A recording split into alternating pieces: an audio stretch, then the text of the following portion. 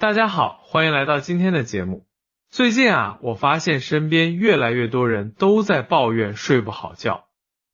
对，我也注意到了。前两天我一个同事跟我说，他每天晚上躺床上至少得1个小时才能睡着，白天上班就像行尸走肉一样。这真的是现代人的通病了，你知道吗？其实睡眠这个事儿比我们想象的要复杂得多。它不只是简单的闭眼休息，而是我们身体在进行一场精密的修复工程。说到这个修复工程，我想起来最近看的一份研究报告里面提到，我们睡觉的时候大脑会启动一个叫做清洁模式的功能。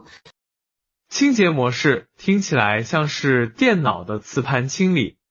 还真有点像，就是说白天我们大脑运转的时候会产生很多代谢废物，包括一些有害的蛋白质。到了晚上睡觉的时候，大脑里的胶质细胞会收缩，让脑脊液能够更好的流动，把这些垃圾冲洗掉。这个太神奇了。所以如果我们睡眠不足，这些垃圾就清理不干净。对，长期下来就会堆积。有些科学家认为这可能跟阿尔茨海默病这些神经退行性疾病有关系。那这样看来，熬夜真的是在透支健康啊。不过话说回来，现在很多人想睡也睡不着。我有个朋友每天晚上10点就上床了，但是脑子里各种想法转个不停，怎么都静不下来。这种情况我太理解了，其实这跟我们现在的生活方式有很大关系。你想想，以前的人日出而作，日落而息，生活节奏跟自然光线是同步的。但现在呢？现在我们被各种人工光源包围着，手机、电脑、电视，还有那些 LED 灯，到了晚上还是亮如白昼。对，这些蓝光会抑制褪黑素的分泌。褪黑素是我们身体自然产生的一种激素，它的作用就是告诉大脑该睡觉了。但是蓝光一照，身体就以为还是白天，褪黑素分泌就被打乱了。所以那些睡前刷手机的习惯，真的是在跟自己的生物钟作对。没错，而且不只是光线，我们的生活压力也是一个大问题。你知道皮质醇吗？听说过，好像是压力激素。对，当我们感到压力的时候，身体会分泌皮质醇来应对。这本来是一个很好的机制，能让我们在危险情况下保持警觉。但问题是，现代人的压力是持续性的。工作压力、经济压力、人际关系压力，确实是一波接一波。所以皮质醇水平一直居高不下，到了晚上本来应该降下来让我们放松入睡的，结果还是很高，大脑就一直处于兴奋状态。这就形成了一个恶性循环，睡不好觉，第二天压力更大，压力大了，晚上更睡不着。对，而且睡眠不足还会影响我们的情绪调节能力。有没有发现熬夜之后特别容易发脾气？有，我深有体会。有时候一点小事就能把我惹毛，平时根本不会这样。这是因为睡眠不足会影响前额叶皮层的功能。前额叶皮层负责理性思考和情绪控制，它需要充足的睡眠来维持正常运作。睡不够的话，我们就更容易被情绪主导。难怪有句话叫睡一觉什么事儿都过去了，看来睡眠真的有治愈的力量。确实是这样，而且睡眠对记忆也特别重要。我们白天学到的东西需要在睡眠中进行巩固。这个我有印象，以前上学的时候，老师总说要保证充足睡眠，不要熬夜复习。当时还不太理解，现在想想是有道理的。对，睡眠中有个过程叫记忆巩固，简单来说就是把白天临时存储在海马体里的信息转移到大脑皮层进行长期保存。如果这个过程被打断，学习效果就会大打折扣。所以那些通宵达旦准备考试的学生，其实是在做无用功。也不能说完全无用，但效率确实很低，而且熬夜之后，注意力和判断力都会下降，考试的时候反而容易出错。说到注意力，我发现睡眠不足的时候开车都特别危险，有时候在红绿灯前面都能走神。这个问题很严重，据统计，疲劳驾驶导致的交通事故数量惊人。有些研究发现，连续17到19个小时不睡觉，反应能力就相当于血液酒精浓度达到 0.05 的醉酒状态。这么严重？那我们平时熬夜加班，第二天开车上班，岂不是很危险？确实存在风险，所以如果真的睡眠不足，最好选择公共交通或者让别人代驾。安全第一。不过话说回来，现在很多人都知道睡眠重要，但就是做不到早睡。你觉得有什么实用的方法吗？这个问题问得好。我觉得首先要建立一个睡前仪式，就像小孩子睡前要听故事一样，成年人也需要一些固定的动作来告诉身体该睡觉了。比如睡前1个小时关掉所有电子设备，调暗灯光，可以听听轻音乐，或者看看纸质书。有些人喜欢泡个热水澡，或者做一些简单的拉伸运动。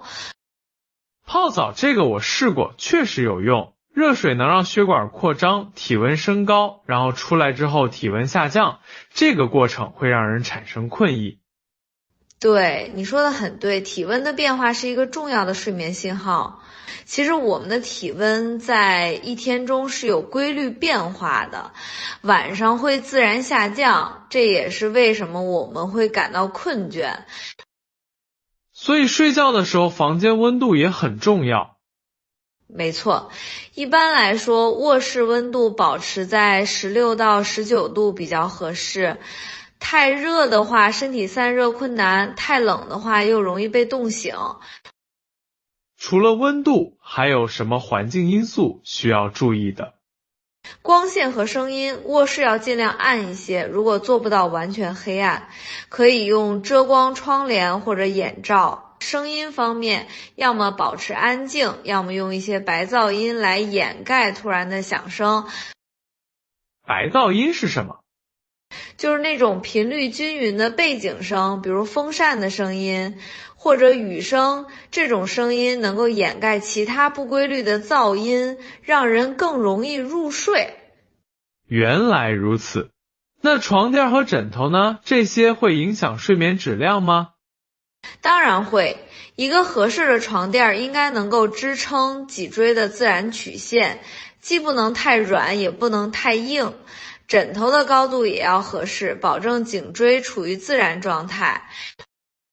这个因人而异吧，有些人喜欢硬床，有些人喜欢软床。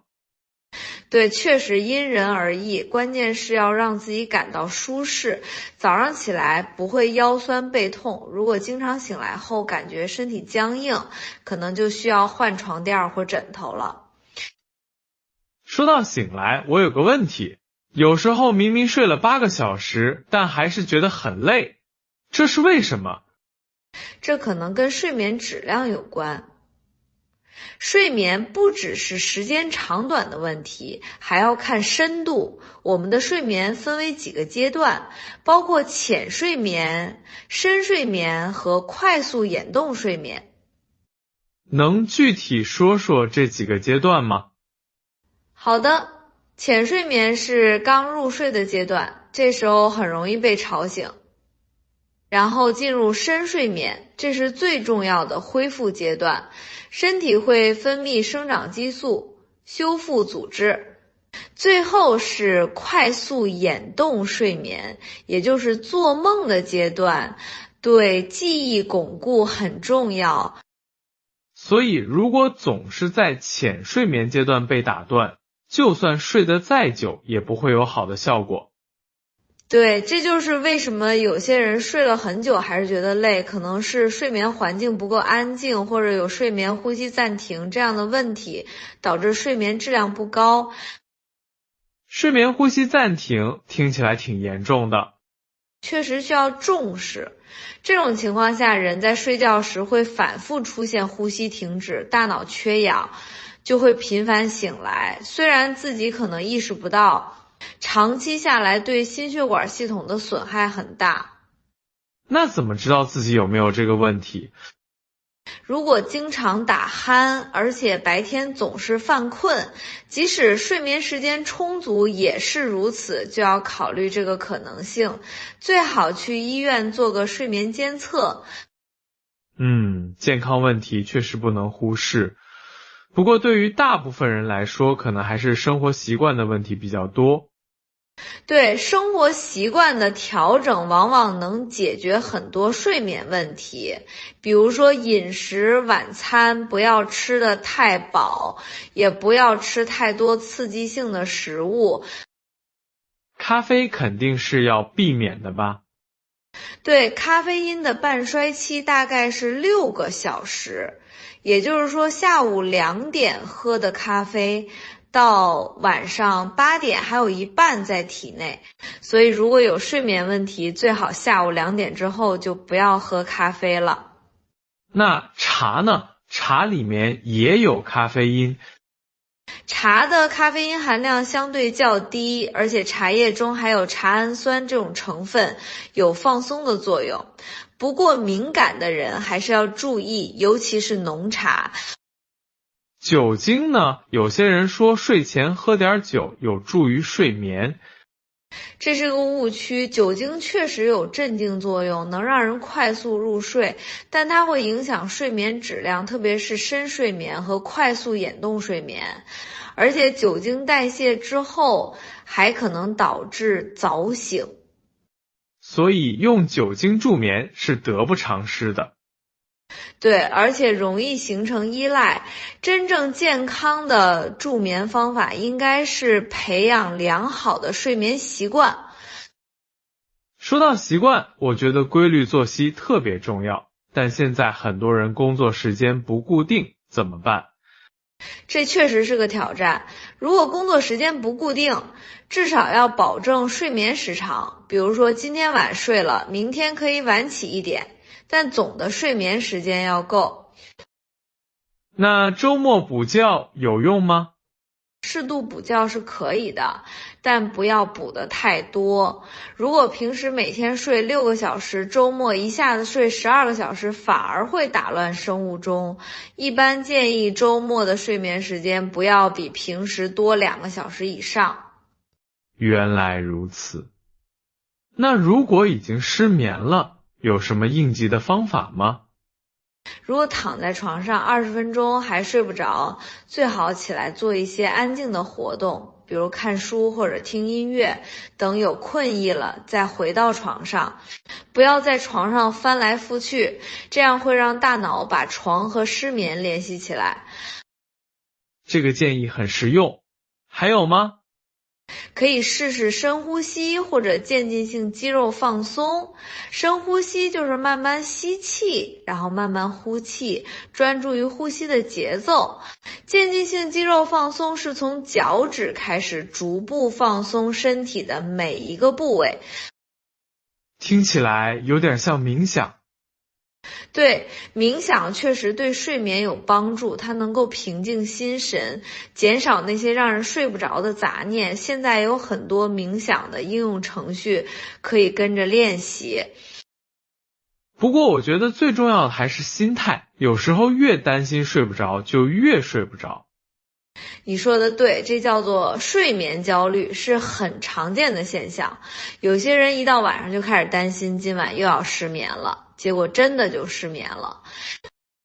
那怎么打破这个循环？首先要接受偶尔失眠是正常的，不要给自己太大压力。其次，可以转移注意力，想一些愉快的事情，或者做一些想象练习。想象练习是什么？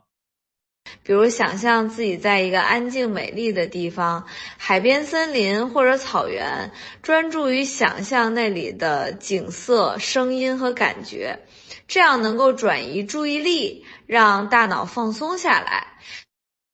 这个方法我要试试。对了，运动对睡眠有帮助吗？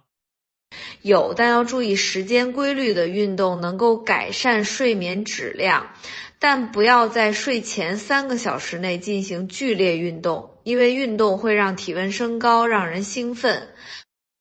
那什么时候运动比较好？早上或者下午都可以。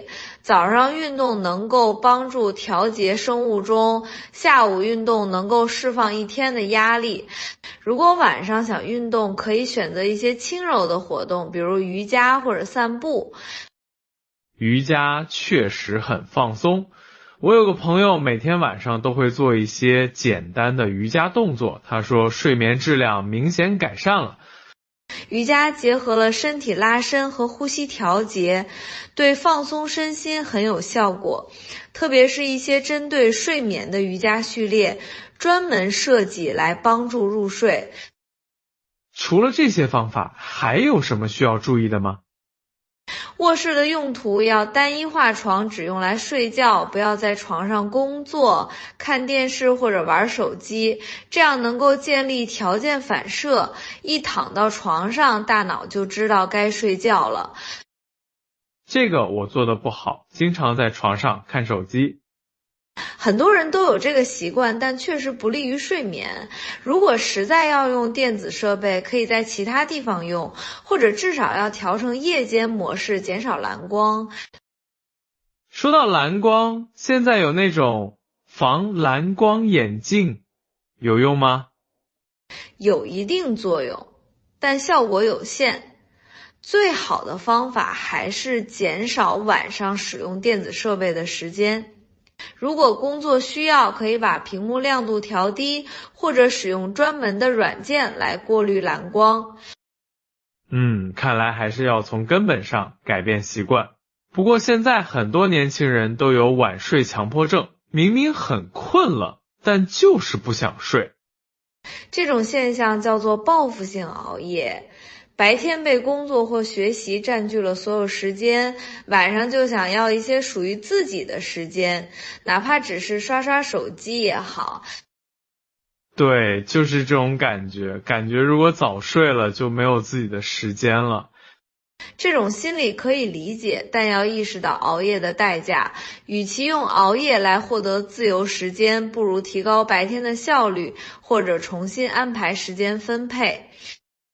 或者可以把一些娱乐活动安排到早上，比如早起半个小时看看书，或者听听音乐。这是个好想法。早上的时间往往质量更高，精神状态也更好，而且早起还能帮助调节生物钟，让晚上更容易入睡。不过早起对很多人来说也是个挑战。确实，改变作息需要循序渐进，可以每天提前15分钟睡觉和起床，慢慢调整到理想的时间，急于求成往往会失败。耐心很重要。对了，我听说午睡也会影响晚上的睡眠。对，午睡时间太长或者太晚，确实会影响夜间睡眠。如果要午睡，最好控制在20到30分钟，而且不要超过下午3点。为什么是20到30分钟？这个时间长度能够让人进入浅睡眠，得到休息，但不会进入深睡眠。如果睡得太久，醒来后反而会感到昏沉，而且会影响晚上的睡眠驱动力。睡眠驱动力是什么概念？简单来说，就是想要睡觉的冲动。我们醒着的时间越长，睡眠驱动力就越强。如果午睡时间太长，就会消耗一部分睡眠驱动力，晚上就不那么困了。原来如此。那对于那些必须上夜班的人，有什么建议吗？夜班工作者确实面临特殊的挑战，首先要尽量保持规律，即使是倒班也要有固定的模式。其次，白天睡觉的时候要创造一个类似夜晚的环境，使用遮光窗帘，保持安静。家人的理解和配合也很重要吧？对，这一点经常被忽视，家人需要理解夜班工作者的作息时间，在他们休息的时候保持安静，不要随意打扰。说到家人，孩子的睡眠问题也让很多父母头疼。儿童的睡眠需求和成人不同，新生儿一天要睡16到18个小时，学龄前儿童需要10到13个小时，学龄儿童需要9到11个小时。这么多，现在很多孩子都睡眠不足吧？确实，学业压力、电子设备的普及都在影响孩子们的睡眠，而睡眠不足会影响孩子的生长发育、学习能力和情绪调节。那怎么帮助孩子建立良好的睡眠习惯？首先要建立固定的睡前程序，比如洗澡、刷牙、听故事。其次要控制电子设备的使用时间，睡前至少1个小时不要接触屏幕。还有就是要保证充足的白天活动，让孩子消耗足够的体力。听故事这个传统真的很好，既能增进亲子关系，又能帮助孩子放松入睡。对，而且故事的内容最好是平静温和的，不要太刺激或者恐怖。有些父母喜欢给孩子讲冒险故事，结果孩子越听越兴奋，反而睡不着了。哈哈，这个要注意。那老年人睡眠有什么特点吗？老年人的睡眠模式会发生一些变化，他们往往睡得比较早，醒得也早，而且夜间容易醒来，这些都是正常的生理变化。所以老年人睡眠时间短一些是正常的。对，老年人每天睡6到7个小时通常就够了，但如果白天总是打瞌睡，或者夜间频繁醒来，影响到生活质量，就需要关注了。可能跟一些慢性疾病有关，有可能比如关节疼痛、心脏病、呼吸系统疾病等都可能影响睡眠，还有一些药物也会有副作用。所以老年人如果有严重的睡眠问题，最好咨询医生。说到药物，安眠药能解决睡眠问题吗？安眠药在短期内确实有效，但不是长久之计。长期使用可能产生依赖性，而且停药后失眠问题往往会反弹。那什么情况下可以考虑用药？如果失眠严重影响到日常生活和工作，而且通过改善睡眠习惯等方法都没有效果，可以在医生指导下短期使用，但同时还是要配合行为治疗。行为治疗是指什么？主要是认知行为疗法，帮助人们改变对睡眠的错误认知和不良习惯。比如有些人认为必须睡够8个小时才行，这种想法本身就会造成压力。确实，每个人的睡眠需求都不一样。对，有些人天生就是短睡眠者，每天睡5、6个小时就够了，精神状态也很好，关键是要找到适合自己的睡眠模式。那怎么判断自己的睡眠是否充足？最简单的标准就是白天的精神状态。如果白天精力充沛、注意力集中、情绪稳定，那说明睡眠质量是好的。如果总是犯困、易怒、注意力不集中，就可能存在睡眠问题。这个标准很实用，不过有时候工作压力大，即使睡够了，也会觉得累。这种情况下要区分是身体疲劳还是心理疲劳。如果是心理压力导致的，单纯增加睡眠时间可能效果有限，还需要学会压力管理。压力管理和睡眠确实是相互影响的。对，这是一个循环，压力大会影响睡眠，睡眠不好又会增加压力，所以要从2个方面同时入手，既要改善睡眠，也要学会减压。减压的方法有哪些？运动、冥想、听音乐、和朋友聊天，或者培养一些兴趣爱好。关键是要找到适合自己的方式，定期释放压力。说到兴趣爱好，我发现有些活动确实有助于睡眠，比如读书，特别是一些比较平静的内容。对，阅读是很好的睡前活动，但要选择纸质书，而且内容不要太刺激。有些人喜欢看悬疑小说，结果越看越兴奋，反而睡不着了。哈哈，我就是这样，有时候看推理小说看到半夜根本停不下来。这种情况可以把刺激性的内容安排在白天看，晚上选择一些轻松的散文或者诗歌。音乐呢？什么样的音乐有助于睡眠？一般来说，节奏缓慢、旋律优美的音乐比较好。古典音乐、轻音乐、自然声音都可以，重要的是音量要适中，不要太大声。我有个朋友喜欢听雨声入睡，说特别有安全感。雨声确实是很好的白噪音，很多人觉得这种声音有安抚作用，可能跟我们在母体中听到的声音有关。原来如此。那香薰呢？我看很多人用薰衣草精油助眠。薰衣草确实有放松的效果，但要注意不要用得太浓。有些人对香味敏感，反而会影响睡眠，而且要选择天然的精油，避免化学合成的香料。天然的比较安全，不过最重要的还是要找到适合自己的方法。对，睡眠是个很个性化的事情，别人有效的方法对你不一定有用，需要多尝试，找到最适合自己的睡眠策略。而且要有耐心，改变习惯需要时间。没错，一般来说，建立一个新习惯需要21天到66天的时间，所以不要期望立竿见影的效果，要坚持下去。